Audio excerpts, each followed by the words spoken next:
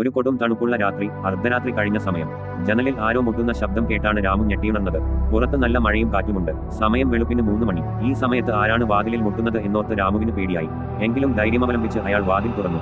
പുറത്ത് ആരെയും കണ്ടില്ല. രാമു വാതിൽ അടയ്ക്കാൻ തുടങ്ങുമ്പോൾ മുറ്റത്തെ മാവിന്റെ കൊമ്പിൽ ഒരു രൂപം. ഒരു വെളുത്ത സാരിയും മുഷിഞ്ഞ ബ്ലൗസും ധരിച്ച ഒരു സ്ത്രീ. രാമുവിന് ആളെ മനസ്സിലായി. കഴിഞ്ഞ വർഷം അയാളുടെ വീട്ടിൽ ജോലിക്കുണ്ടായിരുന്ന ജാനകി. അവരെ രാമു പറഞ്ഞുവിട്ടിട്ട് കുറച്ച് നാളുകളായിരുന്നു. അസുഖം കാരണം അവരിപ്പോൾ ജീവിച്ചിരിപ്പില്ലെന്ന് അയൽക്കാർ പറഞ്ഞറിഞ്ഞു. പക്ഷേ ഇപ്പോൾ രാമുവിന്റെ മുന്നിൽ അവൾ നിൽക്കുന്നു. കയ്യിൽ രാമുവിന്റെ മരിച്ചുപോയ അമ്മയുടെ ആഭരണങ്ങളുണ്ട്. രാമുവിന് ഭയം കാരണം സംസാരിക്കാൻ കഴിഞ്ഞില്ല. ജാനകി ചിരിച്ചുകൊണ്ട് പറഞ്ഞു, അമ്മ തന്നതാണ്. അങ്ങോട്ട് ചെന്നപ്പോൾ അമ്മ പറഞ്ഞു, ഇത് കൊണ്ടുപോയി രാമുവിന് കൊടുക്കാൻ. രാമുവിന് തലകറങ്ങുന്നത് പോലെ തോന്നി. അയാൾ വാതിൽ ശക്തിയായി കൊട്ടിയടച്ചു.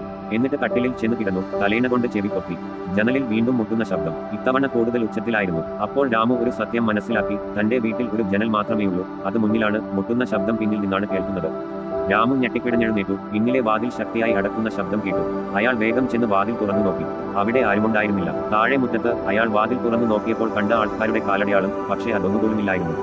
വാതിലിൽ നോക്കിയപ്പോൾ ഒരു നഖത്തിന്റെ പാട് കാണാം. അത് ഒരു മനുഷ്യന്റെ കൈയുടെ നഖമല്ല. അതൊരു പക്ഷിയുടെ കാലടയാളമാണ്. ഒരു പക്ഷിയുടെ നീണ്ട ചുണ്ടിന്റെ പാട്.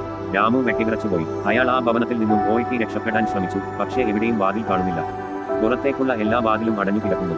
രാമു വാതിലിൽ മുട്ടിക്കൊണ്ട് നിലവിളിക്കാൻ തുടങ്ങി. ആ സമയം അയാൾ കേട്ടത് താൻ മുട്ടുന്ന അതേ ശബ്ദം മറ്റെവിടെയോ കേൾക്കുന്നതാണ്. രാമു മുട്ടുന്ന ശബ്ദം ആ വീട്ടിൽ നിന്നും പുറത്തേക്കാണ് കേൾക്കുന്നത്. അയാൾ വാതിലിൽ മുട്ടിക്കൊണ്ട് ഭ്രാന്തനെ പോലെ നിലവിളിച്ചു. അപ്പോൾ ആ വീടിന്റെ ഭിത്തിയിൽ നിന്നും ഒരു രൂപം ഉയർന്നു വന്നു. അത് ജാനകിയായിരുന്നു. അവളുടെ തലയില്ലാത്ത ഉടൽ രാമുവിന്റെ മുന്നിൽ ചിരിച്ചുകൊണ്ട് നിന്നു. അവളുടെ കയ്യിൽ രാമുവിന്റെ തല കണ്ണടച്ച് ചിരിച്ചുകൊണ്ട് നിൽക്കുന്നു. രാമുവിന് ഭയം കാരണം നിലവിളിക്കാൻ കഴിഞ്ഞില്ല. പിന്നെ അയാൾക്ക് ഒന്നും ഓർമ്മയില്ല. രാവിലെ അയൽക്കാർ ചെന്ന് നോക്കിയപ്പോൾ രാമുവിന്റെ ശവം ആ വീടിന്റെ മുറ്റത്ത് കണ്ടു. തലയില്ലാത്തൊരു ശവം. അന്ന് ആ വീട്ടിൽ നിന്നും മുറ്റത്തേക്ക് ഇറങ്ങിയ ആ രൂപം ഒരു സ്ത്രീ രൂപം, ജാനകിയുടെ രൂപം.